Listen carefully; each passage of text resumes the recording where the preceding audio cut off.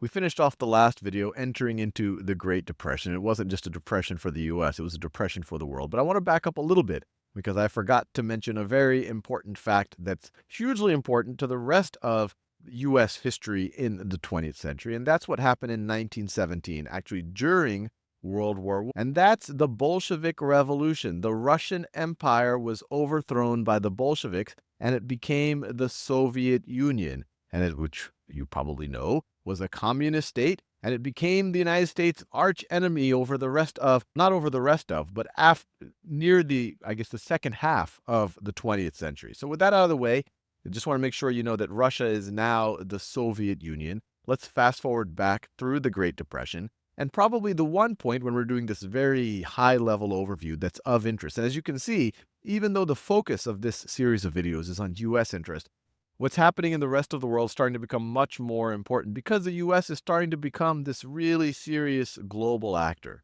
And so in 1933, so this is right in the middle of this global depression, and Germany was especially hit hard, especially because of all of the damage done by World War I and the war reparations and all the rest. You have Hitler coming to power as Chancellor of Germany, and it's interesting to note that it was actually he came to power in a democratic process. Chancellor of Germany is analogous to Prime Minister of other countries. And essentially, he was ruling a coalition. The Nazis, his party, did not have the majority, but they were able to control this coalition, although it was a very weak one. But what they were good at is intimidating and rigging elections and all of the rest. And so over the course of the rest of the 30s, essentially the Nazis consolidated power until we get to 1939. And the rest of the world they would watch Hitler. He was consolidating power, turning it in. He came in democratically, but he was essentially consolidating power under himself, turning it into a dictatorship. He was militarizing Germany. People started to get concerned, but they had the doctrine of appeasement. Hey, let's just not make him too angry and maybe he won't start anything too bad. But in 1939, Germany invades Poland. And this is viewed as the one event that the straw that breaks the camel's back, so to speak. And so it begins World War II. So this is the beginning of World War II. And initially it's between, if you think about the great powers that initially get involved, it is the British Empire and the Soviet Union. France is involved. It quickly gets overrun by the Nazis. And what happens is that the U.S., it wasn't like the situation with World War I where the U.S. was trying to stay neutral. The U.S. had recognized, especially FDR, Franklin Delano Roosevelt, he had recognized that Hitler was an aggressor, that he was, from FDR's point of view, definitely in the wrong here. So even from the beginning of World War II, the U.S. did help support the Allies. So it would send arms and any other type of assistance. When Japan and Italy joined on the side of Germany, the U.S. embargoed oil to Japan. The U.S. was an exporter of oil to Japan, and you can imagine Japan did not produce a lot of its own oil, and oil is super important when you're trying to run a war machine, so that didn't make Japan too happy. So you fast forward to 1941, and you have Japan bombing Pearl Harbor. So until this point, U.S. kind of played a non-direct role. It definitely supported the Allies. It did what it could economically and by providing military aid, but it did not actively participate in the fighting. But then, December 7th, 1941, the Japanese bomb the U.S. Pacific Fleet at Pearl Harbor, and that's a whole interesting debate or discussion, because it was lucky for the U.S. that a lot of the Pacific Fleet was not there, but it was obviously this thing that convinced the U.S. public that World War II was worth joining. So in 1941, because of Pearl Harbor, the U.S. enters the war, and it enters the war in both arenas, both in Europe and in the Pacific. And then you fast forward, it goes against the Italians in North Africa, and then you fast forward to 1944, it actually enters into the fight in mainland Europe. This is the invasion of Normandy. This is D-Day, June 6th, 1944. If you've ever seen Saving Private Ryan, it starts with this, and it's probably, I've never stormed a beach, but I can imagine that's probably the most realistic reenactment of what it was like to storm the beach at Normandy. But you fast forward to 1945, and eventually, especially between the Soviet and the U.S., or I should say all of the Allied forces, they're able to win the European front of World War II. And then you fast forward till the end of that year, Japan was still fighting pretty ferociously. And so the U.S., and this is once again, I could make many videos of this. We can debate the ethical implications of this. But the U.S., it develops the atomic bomb, ignites one over Hiroshima, and then a few days later, one over Nagasaki. And that essentially ends World War II. And so the outcome of World War II is you have two remaining superpowers. You have the Soviet Union, and you have the United States. And what happens after that is that you have the Cold War. These two huge powers, the Soviet Union is this communist country. It's obviously trying to create this communist sphere of influence. A lot of Eastern Europe was falling under Soviet sway. The United States, not a communist country, a very capitalist country, you can imagine. And this is something that gets confused a lot. The Soviet Union was communist and it was totalitarian. Communism and democracy aren't necessarily things that go against each other, but the Soviet Union had neither a capitalist system nor democracy. It was both communist and totalitarian. And when I say communist, I'm talking about no private wealth. The state really owned all resources. The United States, on the other hand, was hugely capitalist. And you can imagine many people in the United States did not want any of this communism business to come to us. So you have this major battle that never really erupts into direct conflict between the Soviet Union and the United States. It's always done through proxies, through people who that the United States or the Soviet Union is acting on the behalf, or who are acting on the behalf of the United States or Soviet Union. But you have the Cold War beginning. And it's called the Cold War because it wasn't a hot war. The United States and the Soviet Union never really fired bullets at each other. Instead, they supported other parties that would fire bullets at the Soviet Union, or the Soviet Union would support other parties that would fire bullets at the United States. And for the United States, it was all about stopping communism. It was all about preventing this domino theory that if one country in a region would fall to communism, that other countries would. So the United States became a bit paranoid, or maybe it was justified. Either way, it was very concerned about the spread of communism. And the first time that this really gets tested in 1950 is an interesting year, because this is the first time, obviously the US had nuclear weapons as of 1945, but in 1950, the Soviet Union tested its first nuclear weapon. So now the Cold War is starting to get very serious. Both of these adversaries can now nuke each other if they wanted to. And also in 1950, you have Korea. And Korea, before World War II, so that's a very small depiction of Korea, it was a Japanese colony. But obviously, Japan had now lost.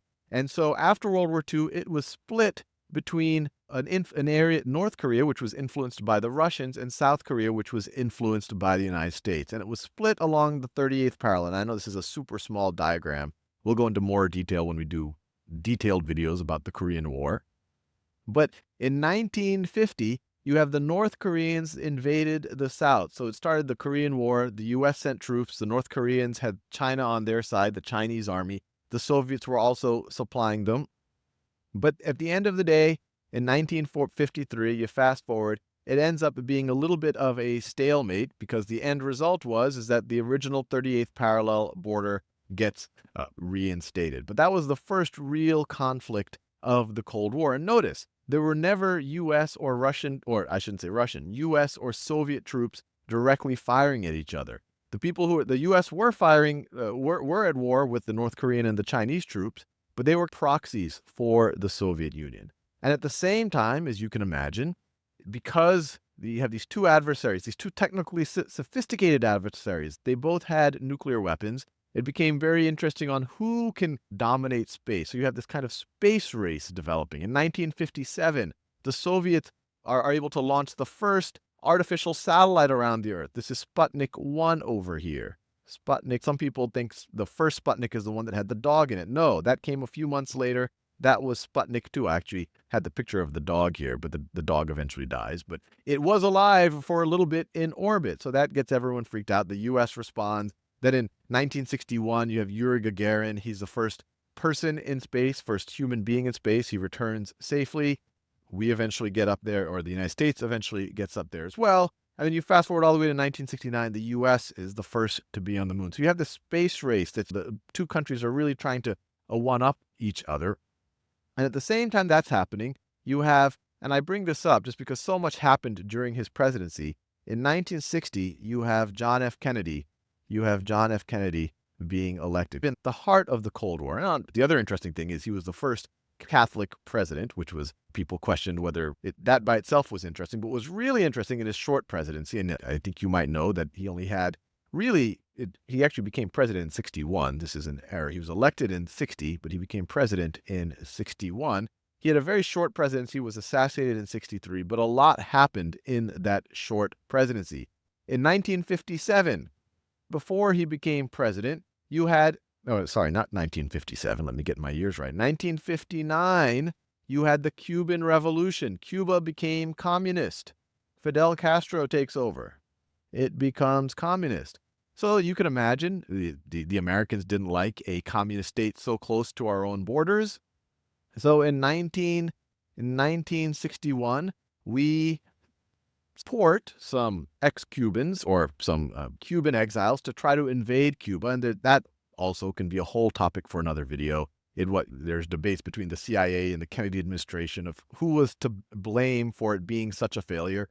But it was a failure. So it was a huge embarrassment to the United States. And from the revolutionaries' point of view, the communist revolutionaries' point of view, they viewed this as solidifying their hold of Cuba. It showed that they could fend off a counter-revolutionary assault. And then you have in 1962, we have these spy planes, and we see that the Soviets are starting to put these ballistic missiles in Cuba, which really freaks the United States out because these ballistic missiles could reach any part of the United States. We actually had similar ones in parts of Europe and Turkey, but we didn't like these things here. So we essentially use our Navy to, I would say, blockade any more arms shipments to the Soviet Union. So Kennedy really has this kind of standoff with the Soviet Union during the Cuban Missile Crisis in 1962. And most people believe that this was the closest that the United States and the Soviet Union ever got to actually having a war, and which would have probably turned into a nuclear war. But the standoff eventually got resolved. The Soviet Union agreed to remove their missiles. One, not send any more missiles, and dismantled the ones that they had already set up. And this wasn't publicly stated at the time, but the United States also agreed to do the same thing for our missiles that were pointed at the Soviet Union, to remove those from Turkey. So the world, at least at that point in time, had avoided a mutually assured destruction. The whole time that this is happening, remember, the United States is paranoid, and maybe justifiably. Paranoia usually means worried when there's not a cause, but maybe justifiably worried about the spread of communism. You have a situation where in Vietnam, which is right about, let me circle the right country. You have in Vietnam, you have the communists come to power in North Vietnam. This was formerly a French colony. The U.S., right from the get-go in 1950, starts sending advisors to aid the anti-communists in South Vietnam. In Kennedy's administration, the amount of advisors, and I should probably put that in quotes because these advisors started becoming much more involved, really grew. And until in 1965, the United States started sending its actual official combat troops to fight in Vietnam. And you fast forward that all the way to 1975. And the reason why this is significant, other than this being one of the more recent major wars that the United States has been in, it's the first war that the United States unambiguously lost. In 1975, the last presence of the United States left, and essentially Saigon, which was the capital of South Vietnam, fell to the continent. So I'll leave you there, and we're now essentially in modern history, at least from my point of view, because I was born not too long after that. Anyway, hopefully you found that interesting. I couldn't find the stop button. There you go.